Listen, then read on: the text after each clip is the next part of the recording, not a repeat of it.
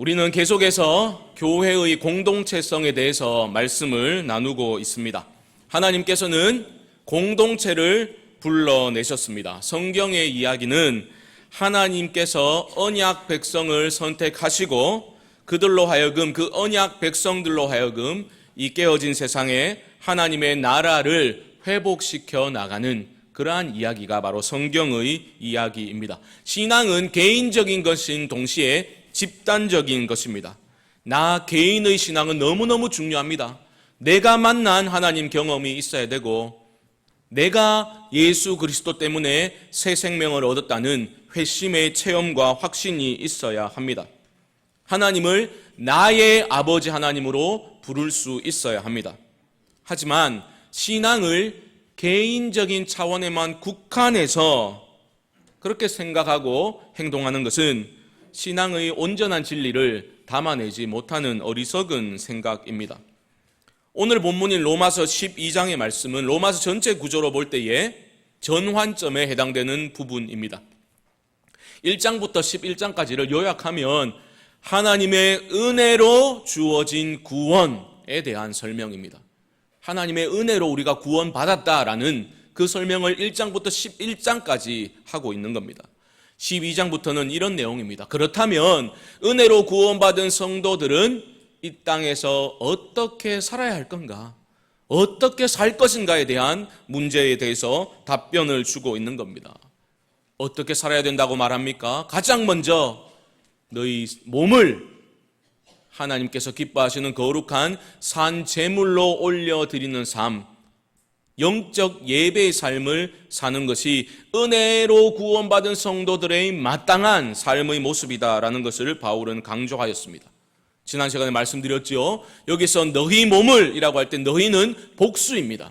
하지만 산 제물로 올려드리라 라고 할 때 제물은 단수입니다. 하나님은 우리 공동체의 집단적인 순종에 큰 관심을 가지고 계신 겁니다. 이것이 너희가 드릴 무슨 예배라고요? 영적 예배니라. 여기서 영적으로 번역된 헬라어 로기코스라는 단어는 원래 의미는 합당한, 이치에 맞는 이라는 뜻이거든요. 하나님의 은혜로 구원받은 확신과 감격이 있게 되면 어떻게 된다고요? 나의 삶 전체를 교회 공동체 안에서 함께 하나님께 산 제물로 올려드리는, 전부를 드리는 그러한 예배적인 삶을 살게 되는데, 그게 어떤 예배라고요? 그 반응이 마땅한, 합당한 반응이다라고 바울은 말하고 있는 겁니다. 교회는 한 몸으로 하나님께서 세워주신 그러한 존재입니다. 어떻게 살아야 될 것인가를 시작해서 말하고 있는 로마서 12장에서 오늘 본문인 3절은 어떻게 이어지고 있습니까? 우리말 번역에는 나오지 않지만 원어를 보면 가르라는 접속사가 있어요. 그래서 영어 번역을 보면 for라고 연결해서 설명하고 있습니다. 무슨 말인가? 우리의 삶 전체를 하나님께 올려드리는 영적 예배의 삶은 교회 공동체를 배제하고서는 결코 이루어질 수 없다는 거예요. 어떻게 살 것인가 삶의 권면을 시작하면서 바울이 교회 공동체를 가장 먼저 언급하고 있다는 것은 매우 의미심장한 일입니다. 오늘 본문을 보게 되면 바울이 얼마나 주님의 공동체를 강조하고 있는지를 우리는 쉽게 발견할 수 있습니다. 3절 말씀 다시 보십시오. 내게 주신 은혜로 말미암아 너희 각 사람에게 말하노니 마땅히 생각할 그 이상의 생각을 품지 말고 오직 하나님께서 각 사람에게 나누어 주신 믿음의 분량대로 지혜롭게 생각하라. 무슨 말이냐면 1, 2절과 3절은 이어지는 건데 영적 예배의 삶이 개인적인 차원에서 이룰 수 있다라고 생각하는 것은 마땅히 생각할 생각의 그 이상을 품는 잘못된 생각임을 바울이 말하고 있는 겁니다. 공동체 안에서 이루어 나가야 된다라는 겁니다. 물론 개인적인 신앙 너무너무 중요합니다.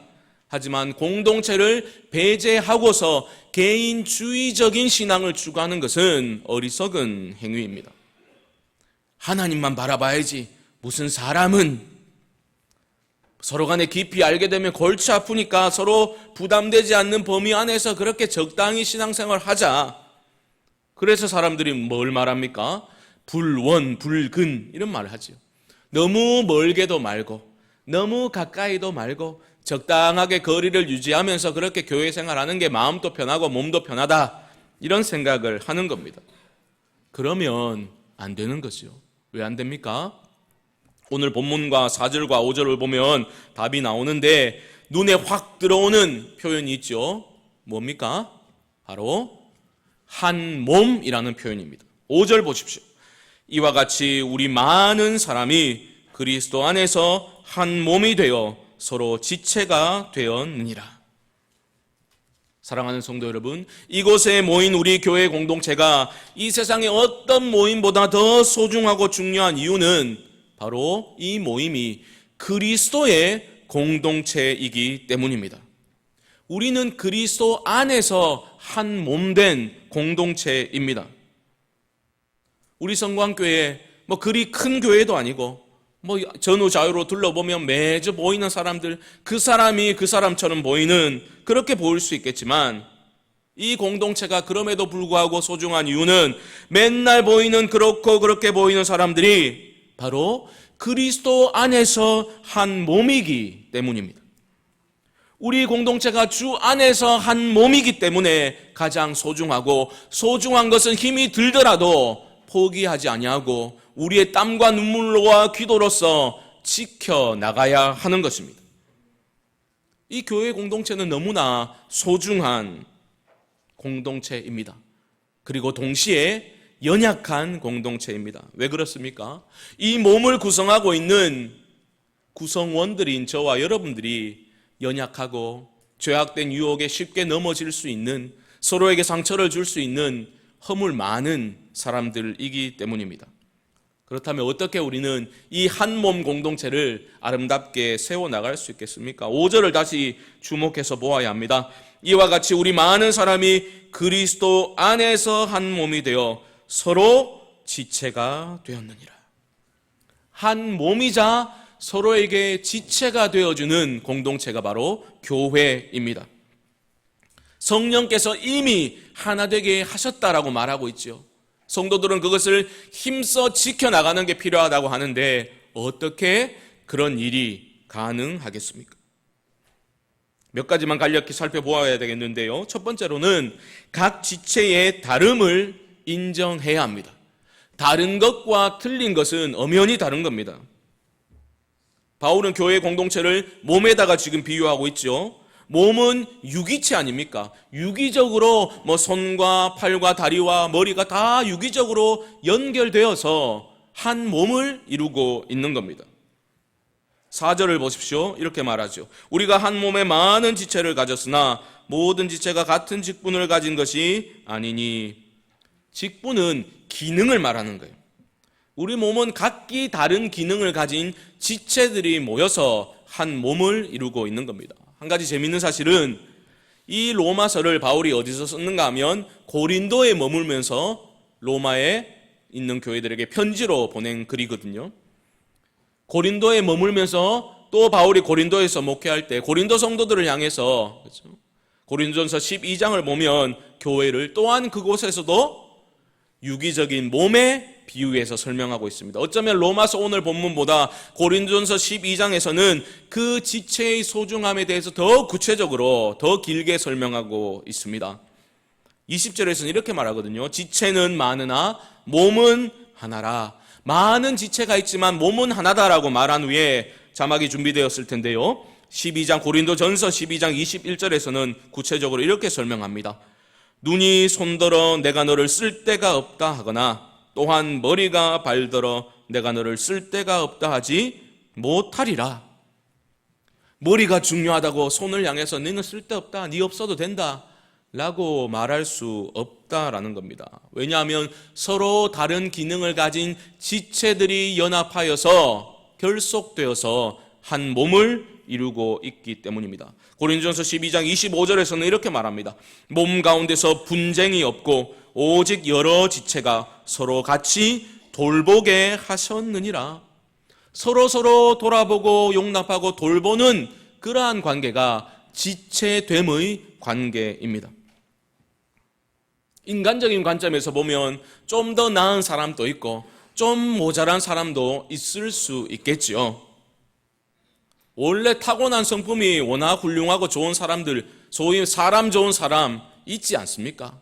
뭐 어떻게 자극해도 허허 그리고 웃고 넘기고 그런 사람들도 있지만, 또 어떤 사람들은 성격이 모나고 자기 중심적으로 행동하는 사람도 분명히 있는 겁니다. 그런 다양한 사람들이 모인 곳이 바로 교회입니다. 그렇기 때문에 좀 어려운 사람이 보이는 게 당연한 거예요. 중요한 것은 그 어려운 사람들도 함께 품고 용납하며 가는 것이 바로 교회입니다. 왜요? 한 몸이기 때문에. 한 몸 공동체이고 영적인 가족이기 때문에 부족한 사람들을 위해서 더 품어주고 함께 걸어가야 하는 겁니다. 꼭 집안마다 그런 사람 한두 명 있지 않습니까? 못 말리는 아재 혹은 못 말리는 삼촌, 집안마다 한두 명씩 꼭 있지 않습니까? 와, 이렇게 좋은 날 걔가 나타나면 안 되는데 조마조마하고 있을 때 꼭 나타나가지고 막 찬물을 끼얹고 막 깽판을 즐기고 막 그런 사람들이 아무도 안 계신가 보네요. 알겠습니다. 훌륭한 집안이라서 알겠습니다. 그런 사람들이 있을 수 있다고요. 하지만 그 사람을 내치지 않습니다. 가족이니까 함께 가는 겁니다. 여러분 꼭 기억하십시오.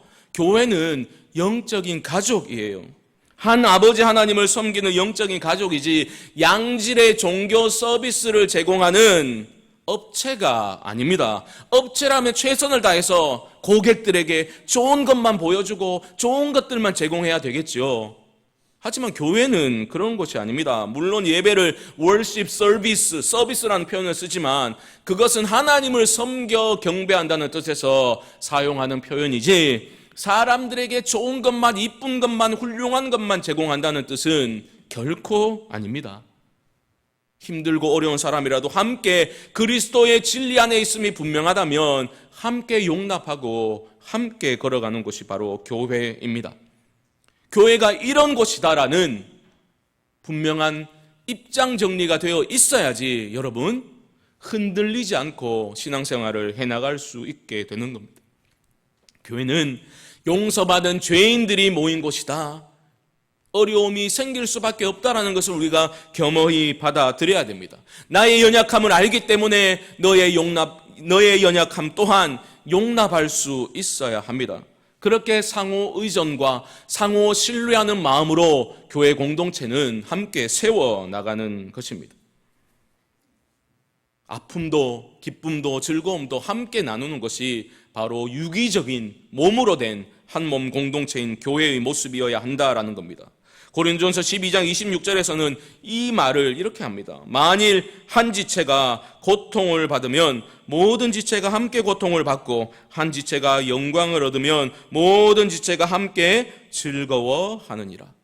교회는 함께 웃고 함께 우는 영적인 가족이요 한 몸 공동체입니다. 옆에 지체가 좀 잘못되면 은근히 막 고소해하고 막 꼬망시다 막 이렇게 생각하고, 좀 잘되면 막 표정 관리 못하면서 막 배가 아파가지고 그런 모습을 보이게 되면 교회가 뭔지를 모르는 사람입니다. 우리 성광교회는 서로를 좀 더 귀히 여기고 그리스도 안에서 우리가 한 몸된 공동체라는 것을 기억하고 소중히 여기고 서로를 사랑하되 진심으로 사랑할 수 있게 되기를 주님의 이름으로 축복합니다. 교회는 한 몸입니다. 하지만 이 놀라운 신비는 각자의 개성과 다양성을 다 말살시켜버리고 획일적인 일치를 도모하는 곳은 아닙니다. 이 유혹에서 자유로워야 돼요. 획일적인 일치를 추구하는 것이 교회가 아닙니다. 교회는 조화로운 연합을 이루어가는 것입니다. 그 개성과 다양성을 인정해 주어야 합니다. 그래서 하나님은 교회를 세워나가도록 각 지체에게 다른 은사를 허락하신 것입니다. 이것을 6절 오늘 본문 로마서 12장 6절에서는 이렇게 설명합니다. 우리에게 주신 은혜대로 받은 은사가 각각 다르니. 너무너무 중요한 부분입니다. 우리가 은사를 잘 활용해야지 우리 교회가 건강해질 수 있는데 이 은사는 어떻게 주어진 것입니까? 주신 은혜대로 받은 은사다라고 말하고 있죠. 은혜로 하나님께서 주신 것이 은사라는 겁니다. 여기서 바울의 워드 플레이가 나오는 거예요. 은혜는 카리스고 은사는 카리스마입니다. 카리스마는 카리스에서 파생되어져 나온 단어예요. 하나님의 은혜로 말미암아 은사가 주어진 겁니다. 은혜의 기본 전제가 뭡니까, 여러분? 은혜라는 개념의 기본 전제가 뭡니까? 자격 없음 아닙니까? 은혜는 자격 없는 자들에게 호의로 베풀어진 하나님의 사랑 아닙니까? 그렇죠? 그렇기 때문에 하나님께서는 은사를 그 은혜로 주셨는데 자격 없는 자들에게 주셨다는 거죠. 왜 주셨습니까? 소위 은사장이라고 불리는 고린도전서 12장에서는 한 성령에서 다양한 은사들이 나온다라고 말한 후에 이렇게 설명합니다. 각 사람에게 성령을 나타내심은 유익하게 하려 하심이라. 누구를 유익하게 하려고? 바로 교회입니다. 교회 공동체를 유익하게 하려고 하나님이 은혜로 잘 사용하라고 자격 없는 자들에게 다양한 은사를 나누어 주신 겁니다. 이 두 가지를 여러분 꼭 기억하셔야 돼요. 자격 없음과 그리고 교회 공동체를 위해서 사용하라고 주신 것이 바로 은사다. 이 두 가지를 꼭 기억하셔야 됩니다. 이것을 염두에 두고서 더 구체적으로 은사에 대해서 들어가 보도록 하겠습니다. 첫 번째로, 은사는 하나님의 뜻에 따라 주어진 하나님이 은혜로 주신 선물이기 때문에 절대로 비교하면 안 됩니다. 이 비교의식이라는 것이 얼마나 고약한 놈인지 고약한 종양과 같은 거예요. 그래서 내가 신앙적으로 컨디션이 좀 괜찮을 때는 잠잠하게 있다가 내가 컨디션이 좀 다운되면 어떻게 됩니까? 갑자기 확 퍼져나가는 거죠. 비교의식이. 그래서 내 안에 막 분노를 일으키고 몸의 밸런스를 깨뜨려가지고 병들게 만들어 버리는 겁니다. 비교의식은 굉장히 무서운 겁니다. 아이고, 자는 뭐 노래도 잘해가 맨날 찬양팀에 찬양대에 뭐 나는 맨날 파나 썰고 있고 막 이런 생각을 하면 됩니까? 안 됩니까? 안 되는 거죠. 우리 교회는 찬양 안만 잘해도 파도 열심히 썰어야 되니까 뭐 해당사항 별로 없다 생각하실 수 있겠지만, 그렇죠? 그렇게 비교하면 안 되는 거예요. 교회에서 성도 간에 서로 비교하면서 열등의식을 가지거나 우월의식을 가지게 되면 그 공동체는 병들고 하나됨에 균열이 생기게 되는 겁니다. 여러분, 비교의식은 어떻게 극복할 수 있습니까? 다른 방법 없습니다. 다른 방법은 없어요. 내가 그리스도 안에서 얼마나 존귀한 존재인가를 깨달아야 우리는 비교의식으로부터 해방되는 겁니다. 내가 얼마나 거룩하고 존귀한 하나님의 자녀인지를 깨달을 때 비교의식에서 벗어날 수 있는 겁니다. 그리스도 안에서 우리는 하나이다 라고 말하지만 그 하나됨이 진정으로 우리 안에 실현되려면 내 자신이 먼저 그리스도 안에 온전히 거해야 하는 겁니다. 내가 주님께 사랑받는 자녀라는 확신이 있을 때에, 그러한 확신들이 모일 때에 공동체 안에 건강함이 생기게 되는 겁니다. 사랑하는 성도 여러분, 옆 사람 보고 부러워하면 지는 거예요. 비교를 멈추십시오. 다른 사람들을 흉내 내려는 일체의 시도를 멈추시고 내게 주신 그 고유의 은사를 교회 공동체를 위해서 아름답게 사용하실 수 있는 지혜로운 성도님들 되시길 주님의 이름으로 축복합니다.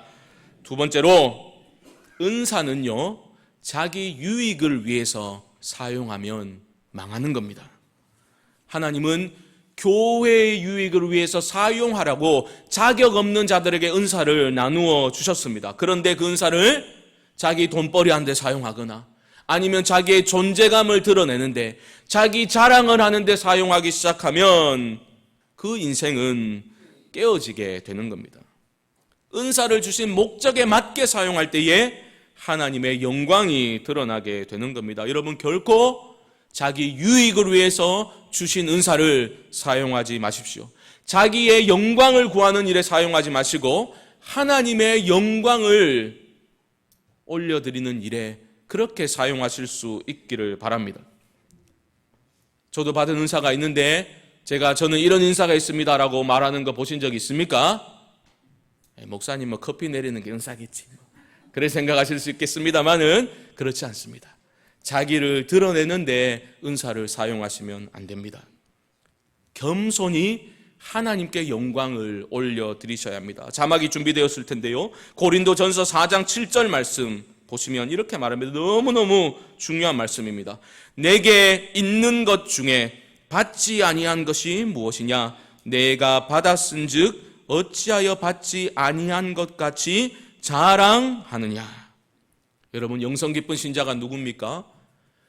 내가 갖고 있고 누리고 있는 모든 것들 하나님이 주신 것이다 라는 믿음을 가지고 살아가는 사람이, 다 받은 것이다 라고 인정하고 하나님의 것임을 인정하고 살아가는 사람이 영적으로 성숙한 사람입니다. 어떤 영적 은사를 받았든지 그것이 방언이 됐건 신유가 됐건 예언이 됐건 간에 그 능력은 내가 소유하고 있는, 내가 마음대로 사용할 수 있는 게 아니라 하나님이 주신 거예요. 그 하나님께 연결되어 있을 때 공동체의 유익을 위해서 겸손히 사용할 수 있는 것이 바로 영적인 은사입니다. 한번 생각해 보십시오. 우리가 겸손히 자기를 드러내지 않고 교회의 연약한 이들을 위해서 그 은사들을 사용하고 드러내지 않고 그렇게 사용할 때 하늘 아버지께서 흐뭇한 미소를 지으시고 더 큰 은혜와 은사를 부어주실 줄 믿습니다. 세 번째로, 하나님은 예외 없이 모든 사람들에게, 여러분 각자에게 은사를 주셨습니다. 기도하면서 그 은사가 무엇인지를 잘 발견해야 합니다. 그리고 잘 사용해야 합니다. 아이고 목사님, 저는 받은 은혜도 별로 없고 은사는 더더구나 없습니다. 그렇게 단정 지으면 안 돼요. 하나님은 여러분들을 사랑하시고 하나님의 은혜는 너무나 풍성하시기 때문에 여러분 각자에게 하나님은 은사를 주셨습니다. 그걸 잘 발견하셔야 돼요. 제가 팁을 하나 드릴게요. 은사가 무엇인지 어떻게 아는가? 다른 사람들은 잘 발견하지 못하는데 내 눈에 잘 띄면, 잘 보이면 그게 여러분이 가진 은사일 수 있습니다. 한번 고민해 보셔야 돼요. 아유, 그래가 목사님 나는 막 눈 감고 다닌다, 막 발견하기 싫어가지고. 그러시면 안 돼요. 은사는 다양합니다. 동일하지 않습니다. 어떤 사람은 다음 세대 아이들을 보면서 막 마음에 막 뜨거움이 솟아나는 사람들이 있습니다. 이 혼탁한 세상 가운데서 우리 아이들이 정말 올곧은 신앙인으로 자라는 것이 얼마나 소중한가, 거기에 모든 것을 막 드리고 싶은 뜨거운 마음이 일어나는 사람이 있습니다. 그런 분들은 다음 세대 교사로 사역하시면 돼요. 그런데 다 그런 마음을 가질 수는 없는 거죠. 어떤 분들은 특별히 연약한 이들, 우리의 돌봄이 필요한 가난한 사람들, 몸이 불편한 사람들에 대한 긍휼의 마음이 큰 분들도 있죠. 또 그분들은 그렇게 열심히 구제사역과 봉사사역에 열심히 하시면 돼요. 그게 바로 여러분들에게 허락하신 하나님의 은사입니다. 또 어떤 분들은 찬양도 잘 못할 수도 있고 아이들 생각할 때 그렇게 뜨거운 마음이 일어나지 않을 수도 있지만, 또 교회 구석구석에 지저분한 것들을 보면 막 치우고 싶고 깨끗하게 청소하면서 기쁨을 느끼고 감사가 올라오는 분들이 계실 수도 있는 거죠.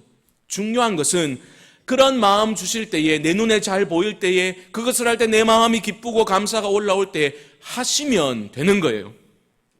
우리는 위험에 노출되어 있습니다. 내게 주신 은사는 분명히 소중한 것이지만 은사는 각각 다른 거예요. 내가 다음 세대를 위해서 열심히 헌신한다고 다른 이들을 향해서, 다른 은사를 가진 사람들을 향해서 니는 왜 이 일을 열심히 하지 않냐라고 질책하면 안 되는 거예요. 물론 교회 공동체가 힘을 모아가지고 함께 헌신해야 되는 일들이 분명히 있겠죠. 하지만 꼭 기억하십시오. 은사는 다양합니다. 은사는 교회 공동체의 유익을 위해서 잘 사용해야 되는데 자기 주장하면서 자기 고집대로 사용하면 안 되는 겁니다. 서로를 존중하십시오. 존중하시고 그렇게 우리가 귀히 여기고 함께 동역할 때에 주님의 몸된 교회가 바르게 세워져 나가게 될 줄 믿습니다. 사랑하는 성도 여러분, 우리가 한 몸이요 서로 지체가 되었다라는 것을 여러분 깊이 생각해 보시기 바랍니다. 하나님 여러분 은혜로 주신 은사를 썩히지 마시고 한 번 사는 인생 하나님의 나라와 주님의 몸된 교회를 위해서 아름답게 사용하시기 바랍니다. 자기의 행복만을 위해서 살아가는 작은 왕국의 삶에 갇혀 살지 마시고 하나님은 우리 모두를 더 큰 삶으로 부르셨는데 큰 왕국의 삶을 위하여서 여러분 쓰임받는 인생 되시기를 주님의 이름으로 축복합니다. 이 말씀이 얼마나 소중한지 모릅니다. 이와 같이 우리 많은 사람이 그리스도 안에서 한 몸이 되어 서로 지체가 되었느니라. 이 말씀 여러분 꼭 마음에 새기시기 바랍니다. 그리스도 안에서 이루어진 일입니다. 그리스도는 우리의 하나됨의 울타리가 되어주심과 동시에 우리 각 지체가 그리스도 안에 온전히 거할 때에 한 몸 공동체가 건강하게 세워져 가게 되는 겁니다.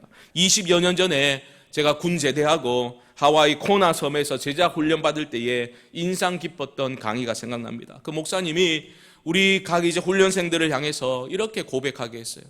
나는 하나님의 걸작품입니다. 그때 저에게 그 메시지가 필요했나 봐요.